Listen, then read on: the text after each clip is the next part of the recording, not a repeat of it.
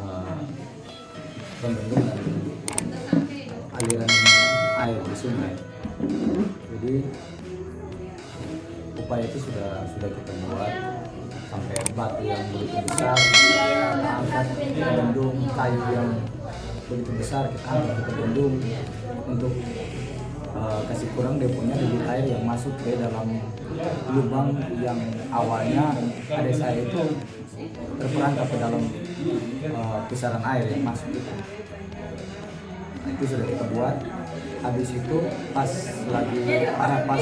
datang anggota dari Pol Air sama tim SAR, kita lakukan briefing dengan ada masyarakat setempat sama polisi juga,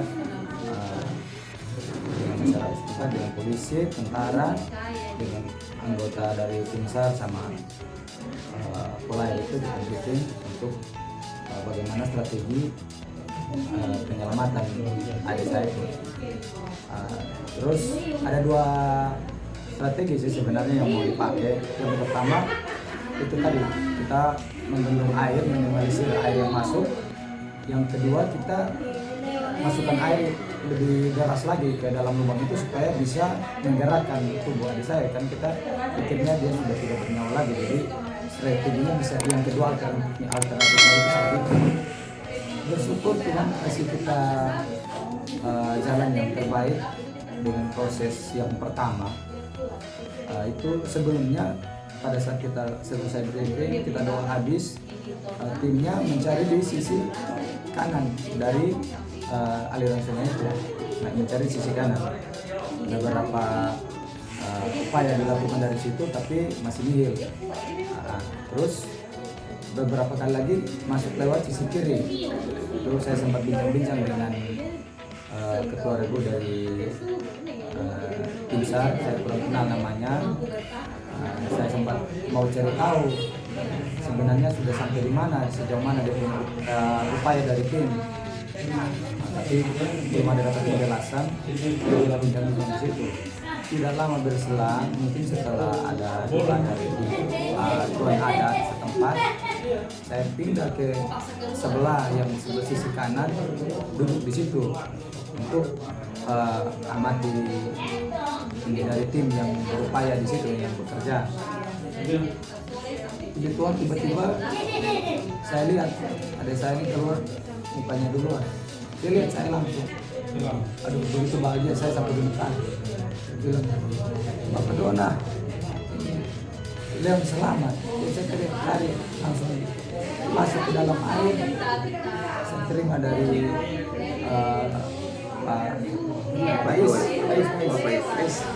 Pais kan, Pais ini anggota tentara juga. Dia terima dari Pak Bolang, itu dari tim Jawa Pol. Ya, Pak Bolang. Diterima dari beliau yang sudah beranikan diri masuk ke dalam lokasi tempat adik saya itu. Ya, terima kasih juga buat Pak Bolang. Setelah itu saya terima dari adik saya dari Pais. Di situ kita saya karena terlalu senang, saya cium dia kali.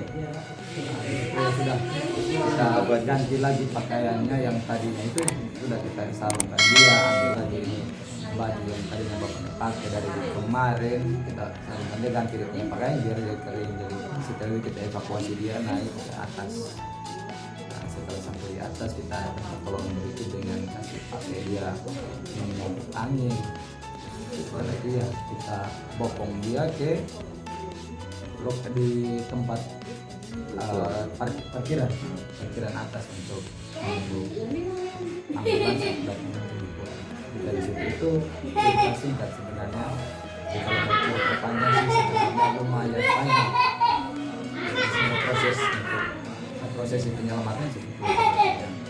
Jadi saya juga mengucapkan terima kasih buat masyarakat setempat yang sudah mendukung keluarga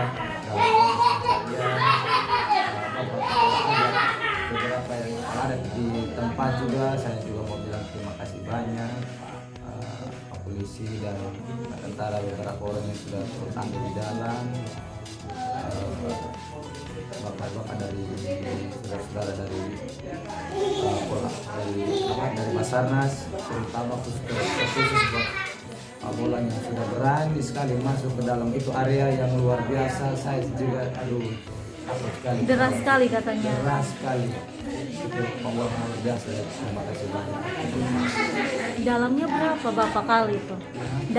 Kedalaman itu sekitar 7 atau 8 meter. Tapi beruntung posisi Adi ini tidak di daerah yang bagian curah besar itu air terjun itu. Dia terperangkap di dalam kayak terowongan ada sendiri. Soalnya dia di dalam juga tidak putus asa, sempat sembahyang juga di dalam.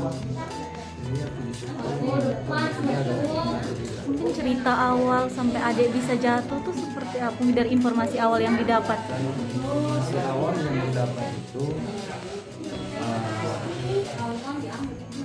jadi proses sebelum jatuh sempat diminta foto, dia ambil gambar.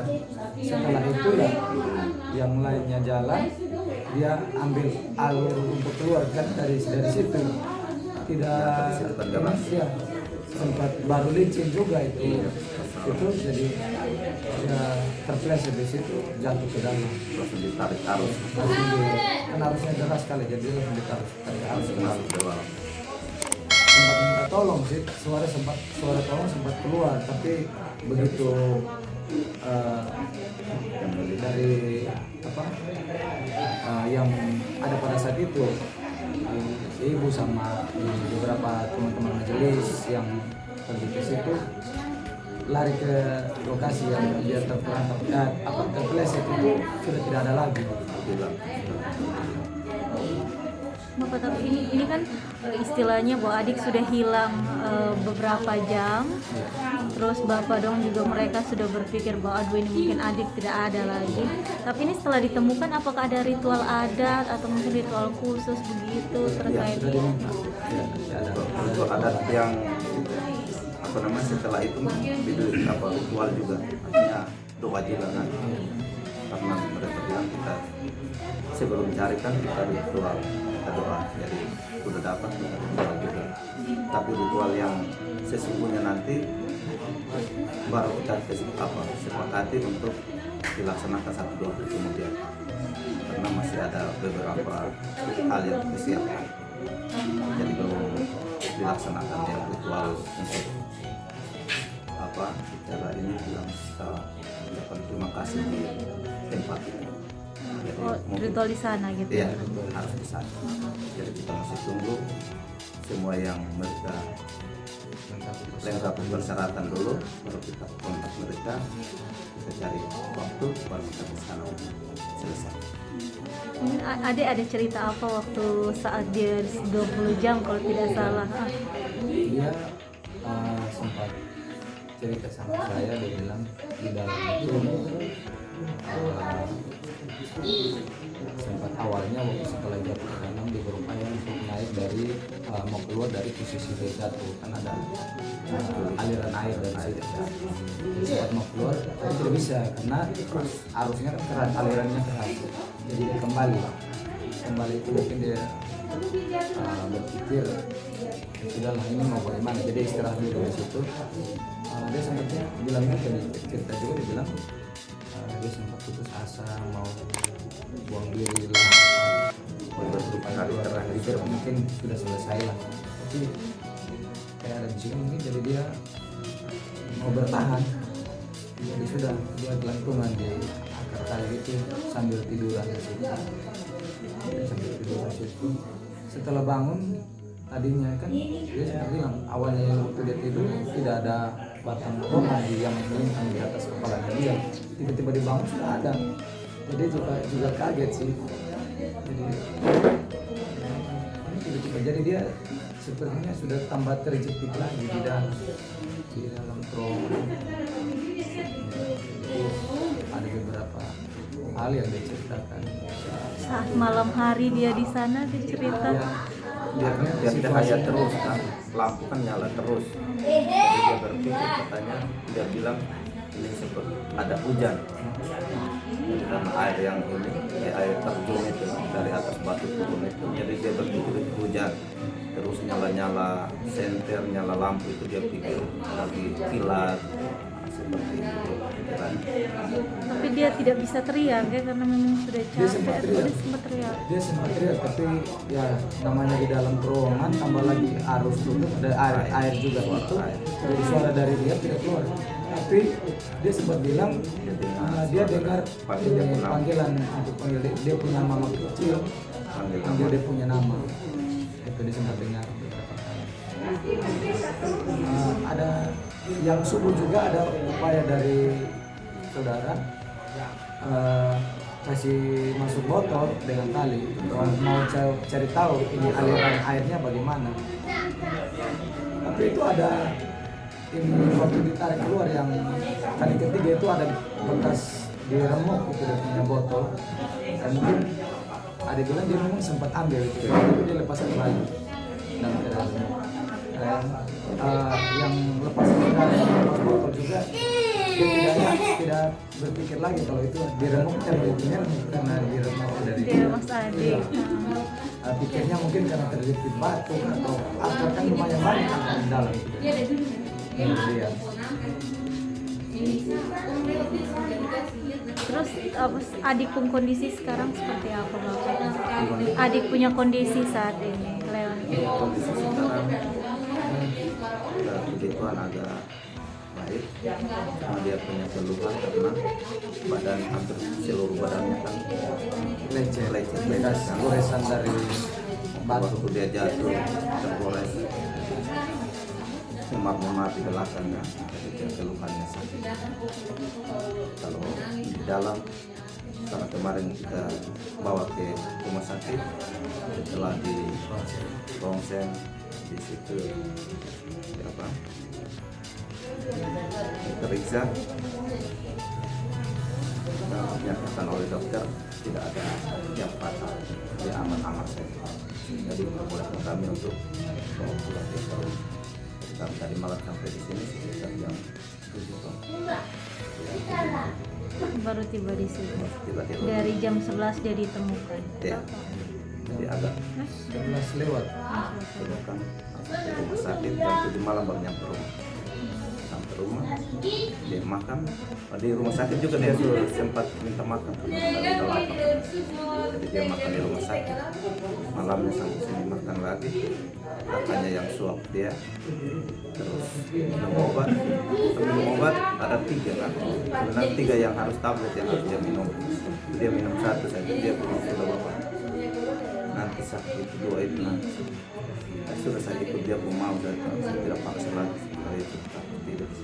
Jadi saya bagi juga, kami ada beberapa orang dalam rumah, saya tidak mau kami semua terlelap kan, saya takutnya dia sadar kita semua terlelap, apa yang dia mau buat tidak tahu. Jadi saya suruh kita gantian tidur untuk jaga dia. Puji Tuhan kita bisa laksanakan itu. Pas 2:30 dia bangun, saat saya ada bangun juga sudah dia minta duduk, minum air, ambil cerita lagi seperti tadi. Saya tanya lagi, rasanya seperti tadi, sampaikan di dalam posisinya bagaimana, dia punya pikiran seperti tadi. Terus terakhir dia ingat lagi obatnya yang tadi dia belum minum, dia mau minta minum. Ya sudah saya kasih lagi. Jadi ibunya dengar, ibunya itu harus habis makan baru minum, dia sudah minum, dia tidur. Tapi saya yakin dia aman. Sudah dia tidur, saya tidak tidur lagi, saya jaga sudah sampai pagi. Jadi jam 6 lewat berapa dia bangun lagi, dia bangun, dia lapar, dia minum. Ada roti, kasih dia makan. Jadi sudah penyebabnya itu luka yang di badannya itu, punuk sampai pinggang.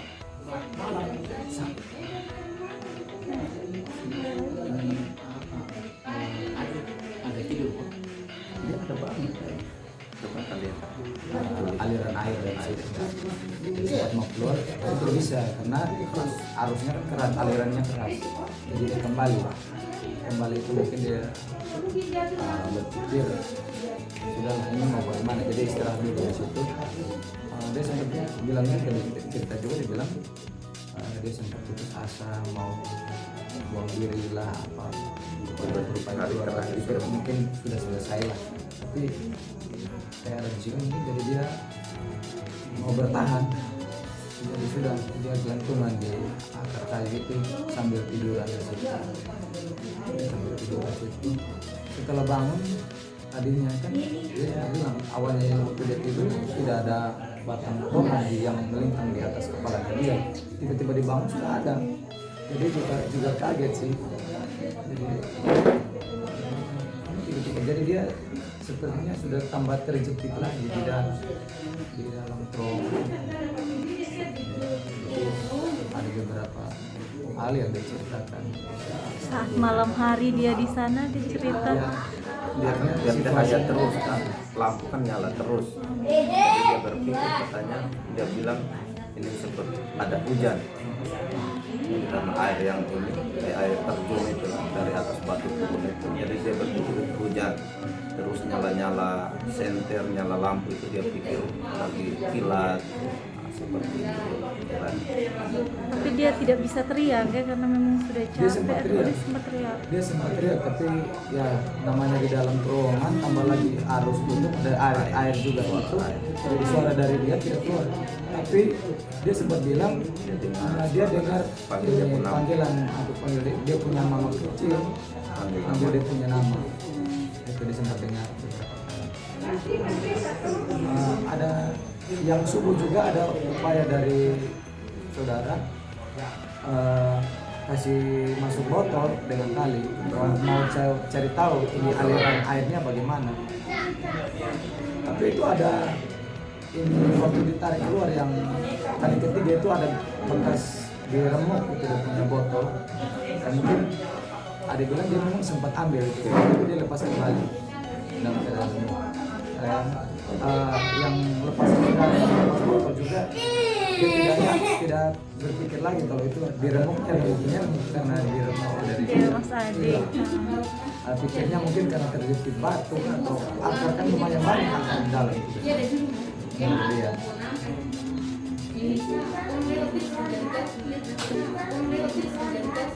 Terus adik pun kondisi sekarang seperti apa Bapak? Adik punya kondisi saat ini, Leon. Kondisi sekarang ya, puji Tuhan agak baik, cuma dia punya keluhan karena badan hampir seluruh badannya kan lecet bekas goresan dari batu. waktu dia jatuh tergores memar di belakang kan, jadi keluhannya sakit. Kalau di dalam, karena kemarin kita bawa ke rumah sakit setelah di rongseng di situ apa diperiksa dan dinyatakan oleh dokter tidak ada yang fatal, dia aman-aman saja. Jadi membolehkan kami untuk bawa pulang dia ke rumah. Dari malam sampai di sini sekitar jam 7. Baru tiba di sini. Tiba di rumah. Dari jam 11 dia ditemukan. Ya, jadi agak 11 lewat. temukan masuk ke rumah sakit jam 7 malam baru nyampe rumah. Sampai rumah dia makan di rumah sakit juga, dia sempat minta makan kita lapar.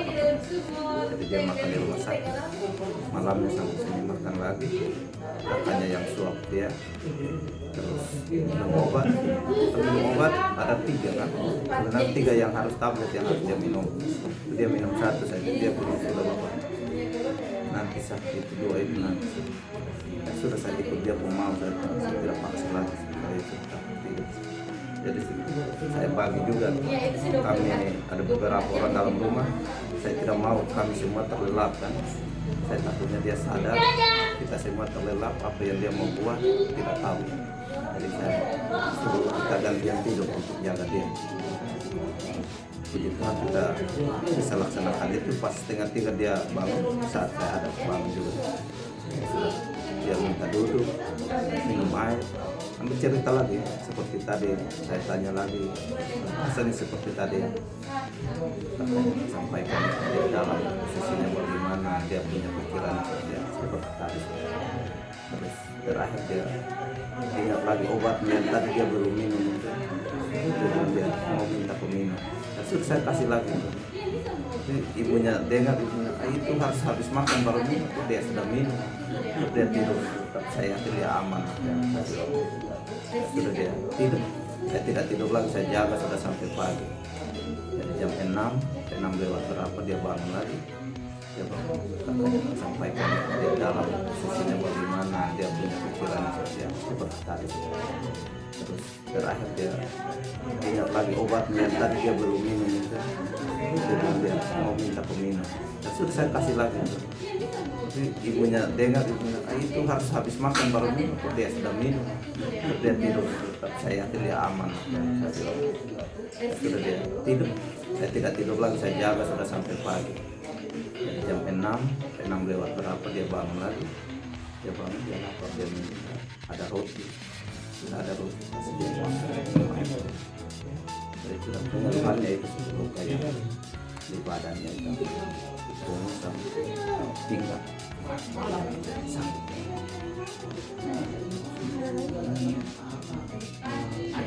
Ada tidur.